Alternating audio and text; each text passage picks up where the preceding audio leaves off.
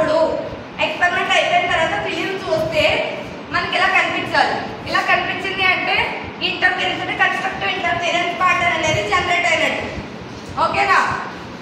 వీటిని ఈ ఒక్కొక్క స్పాట్ ని లాస్ట్ స్పాట్ అంటాడు. ఈ మొత్తం ప్యాటర్న్ ని లాస్ట్ ప్యాటర్న్ అంటాడు. అర్థమైందా? ఎందుకలా అన్నాడు? ఎందుకంటే ఆయన కనిపెట్టాడు కాబట్టి. అంతే కదా, సైంటిస్టులు ఎవరైనా కనిపెట్టినా పేరు పెట్టేసుకుంటారు కదండి. ఆయన ఇలా ఓకే ప్రతి టైప్ ఏదైతే రిఫ్లెక్టర్ ఎక్స్రే ఇన్సిడెంట్ అయిన తర్వాత రిఫ్లెక్టర్ రే ఏదైతే ఉందో అది ఒక్కొక్కటి పాయింట్ పెడదాం. అలా పెడితే మనకు షీట్ జనరేట్ అవుతుంది. అది చూస్తే ఓకే ఇంటర్ఫిరెన్స్ ప్యాటర్న్ జరిగింది అని ఫిజికల్ గా అబ్జర్వ్ చేసినట్టు. ఈ షీట్ చూపిస్తే మనకు తెలుసు కదా, ఇప్పుడు తెలుస్తుందా లేదా ఇంటర్ఫిరెన్స్ జరిగిందని. ఇందులో వచ్చే ఈ రిఫ్లెక్టర్ రేస్ అనేవి 2D sin θ = ఏంట్రా n లాంబ్డా. ఇది ఏ ఈక్వేషన్? బ్లాక్ ఈక్వేషన్ కదా. ఈ ఈక్వేషన్ ని ఖచ్చితంగా సాల్వ్ చేయాలి.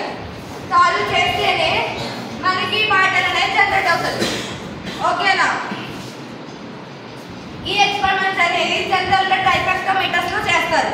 ట్రైపెక్టోమీటర్స్ అంటే ఎలా ఉంటుందంటే ఇలా మధ్యలో ఒకటి క్రిస్టల్ పెడతాం, ఇక్కడ నుంచి ఎక్స్రేస్, ఇక్కడ నుంచి డిటెక్టర్ ఉంటుంది. ఈ రెండు సైమల్టేనియస్లీ ఇలా మూవ్ చేస్తూ ఉంటారు. ఇది పెద్ద మిషన్ ఉంటుంది ట్రైపెక్టోమీటర్ అని. ఇలా రెండు మూవ్ చేస్తున్నప్పుడు మనకి సిగ్నల్ అనేది జనరేట్ అవుతుంది. ఇలా ఇలా సిగ్నల్ జనరేట్ అయినప్పుడు దాని నుంచి అది కన్స్ట్రక్టివ్ ఇంటర్ఫిరెన్స్ డెస్ట్రక్టివ్ ఇంటర్ఫిరెన్స్ అనేది పాయింట్ చేస్తారు. ఓకేనా? మనకి కన్స్ట్రక్టివ్ అయితేనే యూజ్ ఉంది, డెస్ట్రక్టివ్ అయితే యూజ్ లేదు. ఎందుకంటే జరగట్లేదు. డెస్ట్రక్టివ్ అంటే 0%. అప్పుడు ఇలా వస్తుందా? డైరెక్ట్ గా ప్లేన్ వచ్చేస్తుంది. సిగ్నల్ అనేది ఏమీ యాంప్లిఫై అవ్వదు. ఓకేనా? లాస్ట్ ఎక్స్పెరిమెంట్ అర్థమైందా? అసలు లాస్ట్ కాన్సెప్ట్ ఎందుకు తీసుకున్న ఎక్స్పెరిమెంట్ ఎందుకు పాయింట్ చేసాం? క్రిస్టల్స్ లో సిమెట్రీస్ ఫైండ్ చేయడానికి. అంటే యాంగిల్స్ ఎలా ఉంటున్నాయి,